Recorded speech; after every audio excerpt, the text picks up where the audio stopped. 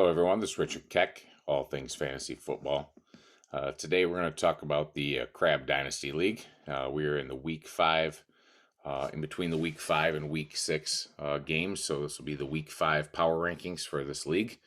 We're going to count them back from 14 to 1. Apologize for not having a recording out earlier. It's been a busy few weeks here.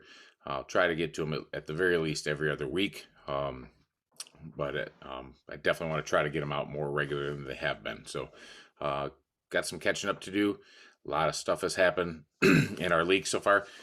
Nobody's undefeated. Everybody's got at least one loss, and everybody has at least one win. So everybody's got to work. The league is more balanced now than it has been in many years. And it's pretty much anyone's ball game. There's a few at the top that are leading the way, but definitely no team that stands out as one that's dominating all the others. So without further ado, we will start counting backwards with the number 14 team in the CRAB Dynasty League, and that is the San Antonio Sillimans. Even though, like I said, there's some 1-4 teams, San Antonio is coming in with a 2-3 record. They have an all-play record of 13, 51, and 1. And what the all-play record is they take your score from each given week, play against everybody in the league, and see how many teams you would have beat. So in 5 weeks, the San Antonio Sillimans could have acquired, playing everybody each week, playing 13 games a week times 5, could have acquired no more than 13 wins. So that's not fantastic. They are bottom in the league in scoring. At 395 points through 5 games. And the power rankings also reflect where they're at down there. They have them also ranked near the bottom. Efficiency rating, they are one of the better efficiency team. And efficiency is when the percentage of your points that you put in your starting lineup compared to what you could have had with the maximum or with your optimal lineup. So 87.4, the Sillimans are the best efficiency, and yet they're only scoring 395. That tells you that they just don't have a lot of talent, a lot of depth on this roster right now, and are definitely in a rebuild mode. So even though they, out of 13 possible wins, they were able to sneak 2 of them in there, we have them definitely at the number 14 spot with their 2-3 record in the Week 5 power rankings. Week 13, same thing, something similar. While we have 4, 5, 1-4 teams, the Pittsburgh Panty Droppers come in at 2-3. Also a very high efficiency of 82.6, which is really good. Their all-play record is 17-48, and they have not scored much more than the Sillimans at 432 points on the year. This team is in definite rebuild mode. Only problem is they have no draft picks. So you've heard me say it many countless times before. If you're in rebuild mode, your goal is to acquire as many draft picks as possible. And if you're in win now mode, you would use your draft picks to acquire those players that might put you over the top or give you the best chance to win. So, the Panty Droppers are in a really bad predicament where they're in rebuild mode and then don't have the tools to rebuild. So it'll be a couple years before they have another draft pick. Unless they somehow acquire them. But for the time being, they're sitting with none and not a lot to show for it. So, interesting to see how that rebuild plays out. So that's our number 13 team, the Pittsburgh Panty Droppers. The number 12 team is our first 1-4 team.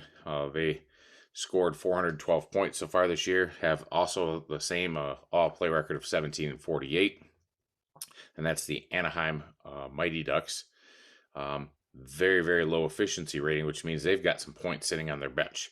They have the worst efficiency in the entire league at 68.2, which is, of all the leagues that run, 68.2 is one of the worst. And I was trying to figure out where these points were coming from. And I think it was early on, was Cordarrelle Patterson scoring a bunch of points. And the team as a whole is not scoring a lot of points, and then you leave that giant lump sum on the bench, and that's gonna make up for where their low efficiency is coming from. but now they've got him in their lineup. But sometimes it takes a while, and who would have thought Cordell Patterson was going to blow up like this? I certainly didn't. So that is the number 12 team, the Anaheim Mighty Ducks, coming at 1-4. Another team that's got a full rebuild going on and doesn't have a lot of draft picks, so it might be a couple of years before we see any kind of progress in this rebuild. Number 11 team is the Coldwater Lions. Still another team with the same all-play record of 17-48. All these teams are pretty equal, all things considered. Coldwater's got a couple draft picks, though. That's the difference between him and the two teams prior. He's acquired a couple draft picks, and it immediately puts himself in a better position, because honestly, if you've seen how South Park built his team here, or how Columbus did his in the 12 Geniuses League, you'll see that it's through the draft, and you've got to amass as many picks as you can when rebuilding. And Coldwater has started that process. So he's sitting at 1-4 at the number 11 spot. Still trying to sneak some wins in and maybe do a little giant slaying along the way. But the rebuild obviously is in full effect for this roster. The number 10 team is Crystal Meth. And, that's a team that we're looking at last year's champion. And they're sitting at 1-4. Not sure what happened. The wheels fell off, and that's why, sometimes when you get the wins in this league, you can't take for granted that you're going to get back the next year. Sometimes those players hit the cliff, and then they just jump right over it. And, Crystal Meth sitting at 1-4 and not exactly blowing the brakes off at the scoring position either. He's only scored 450 points. Has an all-play record, not much better than your rebuilding franchises at 19-46. And this team is not in rebuild mode. So hopefully stuff turns around for Crystal Meth as he tries to save that season from that 1-4 start. We do have that extra game, so the panic button isn't hit yet, but the thumb is pressed firmly against it. So got some work to do for Crystal, coming in at number 10 at 1-4. The last of our 1-4 teams is above the league average in scoring. He's comes in at 527 points, has scored more points than South Park, who was our season opening number 1 team. Has an all-play record that's actually got a winning record of 33-32, and a very high efficiency rating of 80.3. So, a lot of this is bad luck. Just get maybe that one player you could have played that you didn't instead of another one. And, we all make, poor lineup choices. I'm not sure that these are poor lineup choices, just bad luck. And Lansing's sitting at 1-4. Again, panic button's not pushed, but when your thumb's on it, it could be any time now. So we'll see what happens in the next coming weeks. I have him sitting at number 9. That's teetering on the break of, potentially going up. That's still way early in the league for the season. So we'll see what happens with Lansing in the next couple weeks. Number 9 team, Lansing. Kroger's coming in at 1-4. Number 8 team is the first of our 3-2 teams, is the Aliquippa Free Willies. Scored 461 points, which is less than the Kroger's that's sitting at 1-4. So that's the difference between just playing the right people the right week. Aliquippa's got an all-play record of 24-40-1, which is considerably less than Lansing, who's sitting above them. But Aliquippa has also, one of the highest efficiency ratings. I think I said earlier, Silliman has the highest at 87.4. He's actually got the second behind Aliquippa, who has an 88.4 efficiency, which is absolutely amazing. He's getting the best players in his lineup. He's scoring the most points that he can score, and his records showed it. Last year it was a 3-way tie, 4-way down the stretch, a 4-way race down the stretch for the division between Chicago, Pittsburgh, Aliquippa, and Motor City. So it's no surprise that Aliquippa is in the hunt here yet again. So number 8 team is the 3-2 Aliquippa Free Willies. The number 7 team is the St. John's River Rat, sitting just outside what would be our playoff benchmark of the top 6. He's sitting at a 3-2 record with an all play of 37-28 and efficiency rating of 82%. Team is scoring well at 573, which is well above league average. So St. John's is definitely getting it done. Not too far removed from his undefeated season a couple years ago when he won the title. So definitely a dangerous team that can make a run down the stretch. And the way things are going, you still got to play those teams that are rebuilding. So I expect a lot of wins coming for St. John's here in the next coming weeks. Number 6 is the South Park Cows. They're 3-2 now, and they have an all-play record of 37-28, just like the St. John's River Rats do. And while he scored less points at 521 and has a much lower efficiency rating, South Park is going to have a low efficiency rating. His team is just loaded at all positions. The reason he's sitting at 3-2 is injuries have hit this team like no other in the last couple of years. And then the ones you have in aren't hitting or just not having good games yet. But the team is pretty loaded from top to bottom. Probably one of the best receiving cores I've seen. That could be a blessing and a curse at the same time when you don't know which guys to put in. You're playing the matchups, and sometimes the matchups don't add up when the games actually get played. So South Park definitely has an issue, but it's an issue I'm sure we'd all love to have. Sitting at 3-2, he's definitely in the hunt in the division. Sitting right behind Chesaning, who we'll talk about here in a little bit. But South Park definitely has a team you don't want to play in week 15. So if you get in there, you're hoping you can avoid that team because he's definitely got a loaded roster. So that's our number 6 team, South Park Cows, coming in at 3-2. Number 5, that Motor City team that I had mentioned, sitting at 3-2. Very dangerous team. I believe he whooped me pretty good earlier this year, and seems to be my nemesis. Every time I run into him, I end up losing to him. Sitting at efficiency rating of 83.4, which is fantastic, and an all-play record of 44-21, which is also fantastic. Scored 604 points, which looks like it amounts to about 4th in the league right now at this point, which is absolutely amazing for this roster. It's all clicking together. Even though he's sitting 3-2, division leaders only sitting at 4-1. Lots of time to make a run. This team is definitely dangerous. One you want to look out for. Scored over 500 points, bench points. There's only a couple teams at that mark. South Park's at over 600, and like I said, with a bench like what he has, he's gonna have that.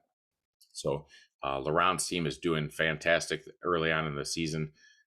Definitely wishes his record was a little better, but 3-2 is nothing to sneeze at, and I expect a lot more wins coming in the future weeks. So that's our number 5 team, Motor City Machine Guns, coming in at 3-2. Number 4 team went to the title game last year, Georgia Goons, sitting at 3-2. Another team that whose record, he's wishing his record was a little better, but he's definitely in the hunt in his division. And only 5 games in, lots of time. His team is clicking on all cylinders, sitting 3rd in the league and scoring at 628 points scored. All play record of 50, 14-1, which is second best in the entire league, behind a team we'll talk about here in a little while. So Georgia definitely clicking on all cylinders, 85.9% efficiency rating. He's getting the guys in that are supposed to be in, and definitely a dangerous team. You don't want to play him. He's probably got the best backfield in the league. I think the only reason he's losing at the moment or has a couple losses is the injuries of Dalvin Cook. I mean, if Dalvin Cook plays like he did last year, and you've got Derrick Henry there, I mean, this team is deadly and one you don't want to play come playoff time. So that's our number 4 Georgia team. Hard to believe there's 3 teams better, but there's 3 teams that are 4-1 that not only are up there at their record wise, but they're just hitting on efficiency. They're hitting on points scored. You wouldn't believe it. I mean, they're on fire. So along with some of those 3-2 teams that I said were very, very dangerous, these teams are very, very deadly at the top. And the number 3 team is the Columbus Crush. He told me that I was going to underrate his team early on in the season, and so far to this point, he's absolutely right. Sitting at 4-1, 736 points scored, which I'm sorry, 630 points scored, which is second in the league with a high efficiency rating of 85.6. Has an all-play record that sits third in the entire league at 48-17. So he's getting the right guys in. He's scoring a lot of points, and he's winning the games. So as where a couple other people got bad luck, Columbus is winning the games he's supposed to, and getting the job done. Sitting at 4-1, leading his division. Nice place to be at 3. Sure, there's definitely room of improvement, and definitely a team you don't want to play down the stretch. So you got to get your, if you get a taste of him when he's at his weakest, you got to hope to cash in on the win, because he's going to be tough to stop going forward from today. The number 2 team is the Chesaning Indians. This is a team who appears on paper to be super strong at wide receiver and maybe a little lacking in the running back department. Unfortunately, that is not what's happening on the field. It's the running backs that are carrying this roster. If the receivers ever start kicking in, this is probably going to be one of the scariest teams to play in the entire league. They are absolutely tearing up the points.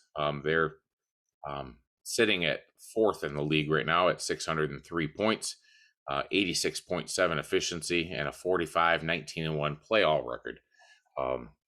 Again, and this is with guys like Stefan Diggs, who hasn't even scored a touchdown yet. When you have a guy that's a first-round caliber like Stefan Diggs, who hasn't even scored a touchdown, and you're still 4-1 and you're still scoring points, that's a tribute to how deep your roster really is and how good your team is doing. So that is the number 2 Chesaning Indians, coming in at 4-1.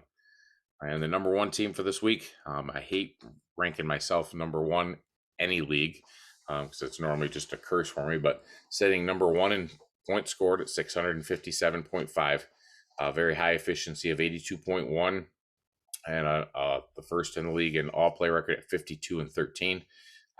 It's kind of hard to not play that. Even sustaining injuries to Kittle and McCaffrey, among others, Jerry Jeudy, the team is still managing to put up a lot of points with a very high efficiency rating. So you can only sustain so many injuries. So if they keep going on the pace that they're going, I won't be able to field a lineup here in a week or two. So I definitely need the injuries to slow down a little bit, so I can continue to get a lineup in there each and every week, a competitive lineup, in order to hold this position. So doing well so far, sitting at 4-1, and is checking all the boxes at the moment. Hopefully we get McCaffrey back, and maybe we can keep this train rolling. So that's the number 1 team, Chicago Fire, and that wraps up the week 5 power rankings. Also want to throw out a couple other things too. Let me know if you guys are interested in any kind of parlay picks. One of my other leagues wants me to throw some of my parlay picks. I've hit a couple in the last 3 weeks. So I'm going to start doing this on a regular basis, throwing out some parlay picks if anybody's interested in them. If you're not, I won't put them in the video. So just something of interest that I want to throw at anybody. Not to mention, I'm also looking for somebody to jump in and do a co-host with me. It's all well and good to talk to yourself for 30 minutes and do these little power rankings. A lot more fun to bounce ideas and to have someone else throw them back at you. So generally knock these out about 9:30, 10 o'clock at night. So if you're a late owl and like to be up for 30 minutes, 40 minutes, where we can knock out a video and do this thing together, let me know. It's all done on Zoom. You can do it on a computer. You can even do it on your cell phone. So if you get Zoom hooked up on your cell phone, set it up in front of you. You're literally, I do all the work for it from here. So you just got to be on the computer screen. That said, if you're going to come in and talk about how your team's number one, and the power rankings are wrong, I also love that I have the power to mute you like you do in PTI. So it'd be fun conversation. It'll be fun talking smack back and forth. So just got to find somebody that maybe wants to do it once in a while. So let me know if you're interested. So that is all I have for you guys today. Thanks for listening. Don't forget to like, share, and comment on the videos. Subscribe to the YouTube channel so that I have more than like 10 guys on there. So thanks for coming in, guys. Talk to you later. Have a good day.